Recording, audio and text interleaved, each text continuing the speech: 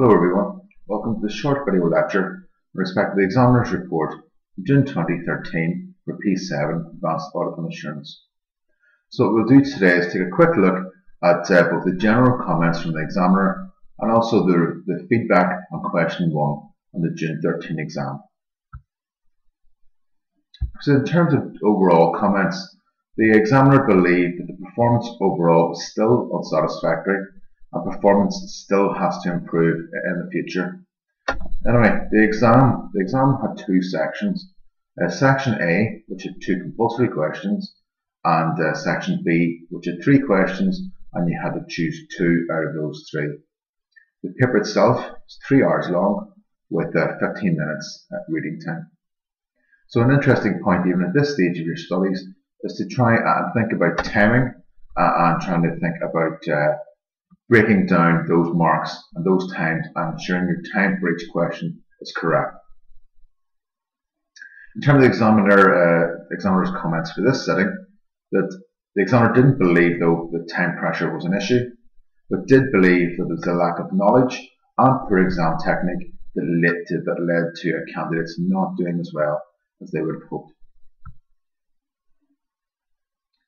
As in previous sessions though, the majority of candidates chose to do Section B questions first, and I believe that's quite a risky strategy. The reason why I believe this is that the Section A questions have 60% of the marks for the entire paper, so why would you leave 60% to the end of performing your exam, especially whenever you're going to have more time pressure and also you're going to be actually more tired and unable to write more appropriately.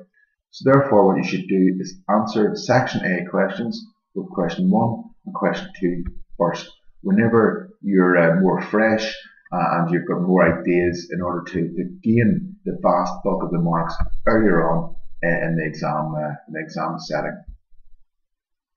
Anyway, there were a number of common issues that the examiner has identified, and we'll go through these in turn. So a common failing was where candidates failed to answer the actual question that has been asked.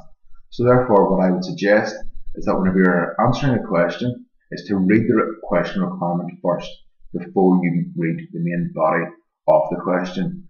The reason why is because whenever you then read the main body, you understand what you're being asked and you're able to brainstorm accordingly around the question whenever you're actually in the middle of reading the question. Other points then the examiner picked up as you're reading too little for the marks available, for identifying issues but not going the extra stage and actually developing them and explaining the reasons why there are issues there. A big point of mine is illegible handwriting and inadequate presentation. This appears to be more of an issue and we'll come on to that later in this video lecture. A key point then also is the lack of audit knowledge, specific audit knowledge. A specific example of that would be in relation to audit reports. And in today's economic environment, audit reports are of key significance due to qualifications, due to emphasis of matter paragraphs, due to going concern issues and the like. So therefore, trying to get a very good detailed audit knowledge is key. And then basic accounting knowledge. Please, you must remember that there's a massive interaction between audit knowledge and your double entry bookkeeping, especially along the lines of if there's any adjustments that have to be proposed throughout an audit, you must know your double entry bookkeeping to propose the correct adjustment. Okay, so there are general comments from the examiner. We'll go on to look at question 1 in a bit more detail. Now in this video lecture we're not going to go into a specific comment, but look at the general trends and look at exam technique and trying to address this particular question. Okay, so question 1 was a 35 mark question. So if you take your timing at 1.8 minutes a mark, that means question 1 should be answered in 63 minutes. And typically for question 1, it involved the planning stage of an audit engagement. The information that was given was extracts from the financial statements, notes from a planning meeting with the company's finance director, which included a brief business review, financing arrangements, internal controls, and potential for future expansion.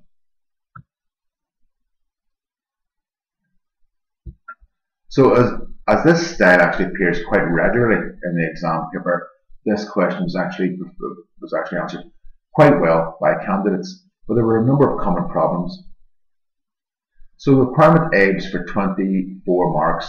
So again, at 1.8 minutes a mark, that should be around 43 minutes to answer this section of the question.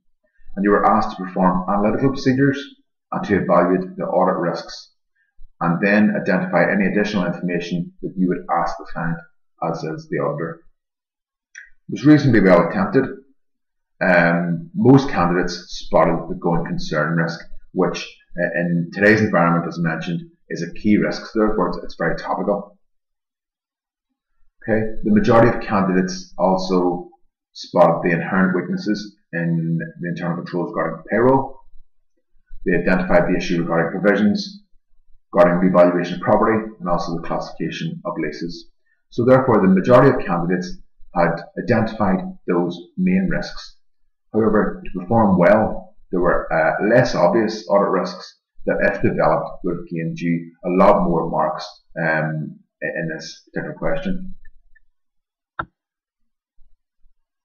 So the examiner has said that fewer candidates has picked up on these less obvious risks, and the reason being is that the analytical review wasn't performed well, or perhaps not at all, which is surprising given that one of the requirements of the question was the audit partner actually had requested that audit analytical techniques be used.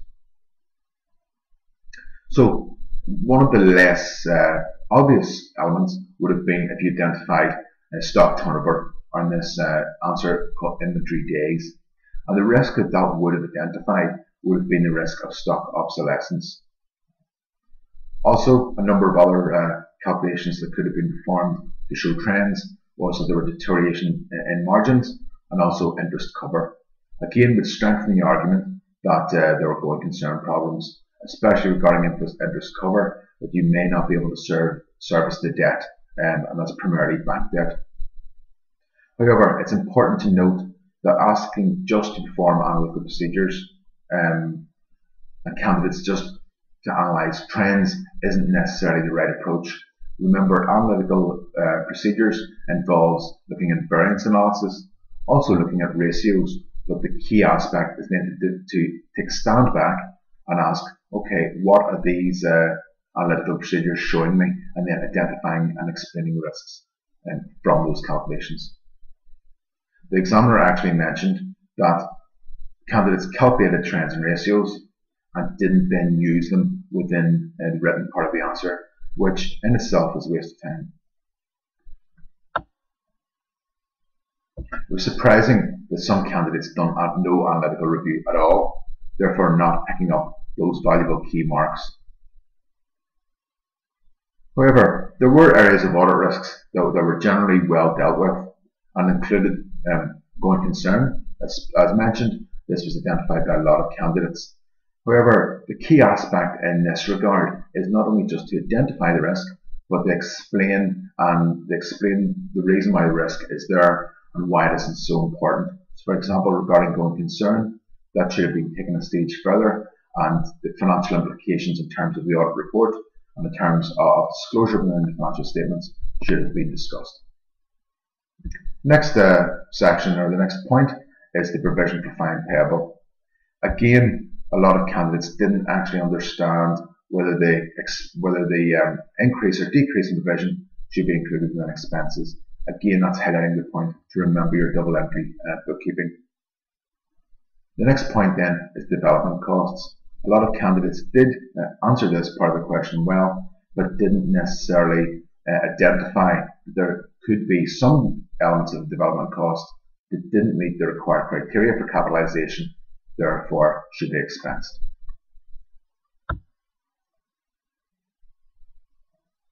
Other areas of note: property revaluations. This is actually very, very topical at the present, given the current economic environment, and in practice, property revaluations have to be taken with an element of scepticism by the auditor. because it is used mainly to try and bolster the balance sheet numbers. So therefore, questions to ask would be, okay, how reliable is this valuation? From what source has this valuation been gained? Okay, another couple of elements is internal control deficiencies, especially within this example to do with payroll. That is very commonly associated with a potential fraud risk. And then another risk area that should have been developed was the first year audit, where the key risk would be the lack of familiarity between the audit client and the audit firm.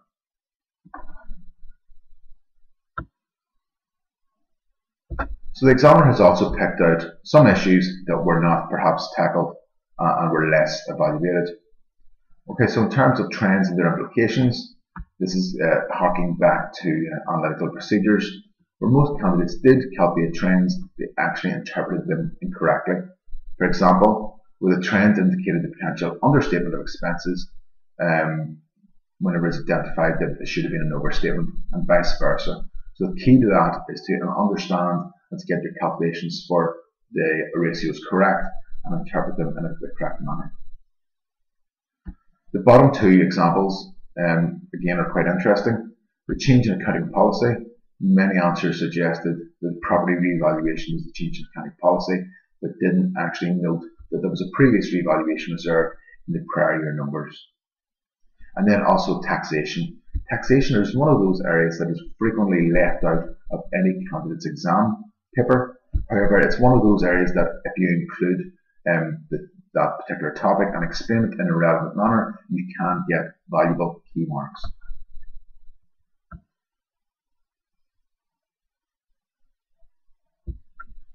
Okay, the examiner then goes on and develops that some points noted above arose from a lack of audit knowledge, and others coming then about from a poor exam technique, which is another element that led some candidates to perhaps struggle with this paper.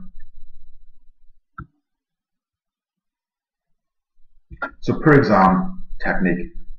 In this specific paper, the examiner commented on that candidates described the audit risk model in enormous depth and didn't specify it to the scenario posed.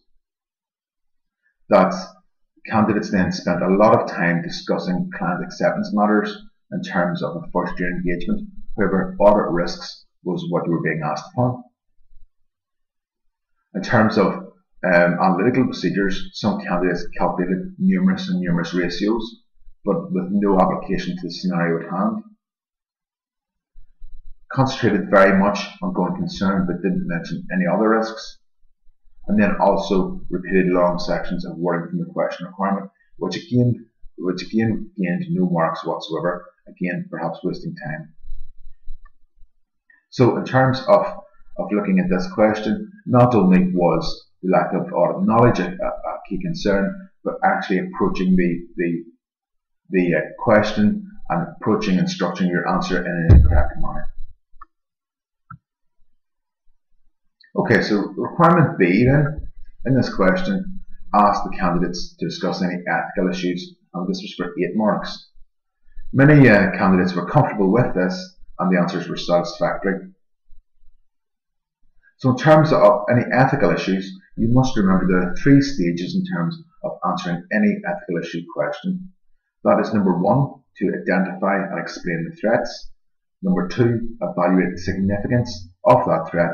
And number 3, to identify and then build appropriate safeguards in order to mitigate the threat.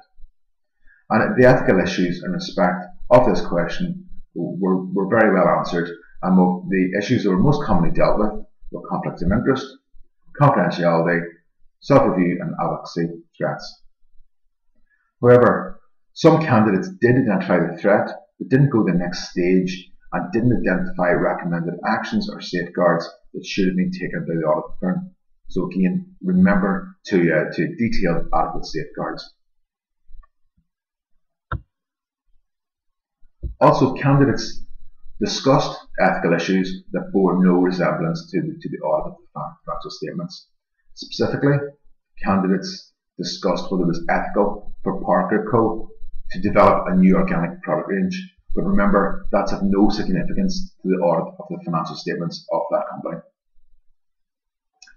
Okay, so finally then, just to discuss presentation and professional marks that you can gain within question 1. In this question 1 in June 13th, there were 4 professional marks which were awarded for the structure of the answer, the clarity of the answer, and the evaluation performed. Most candidates had a reasonable structure.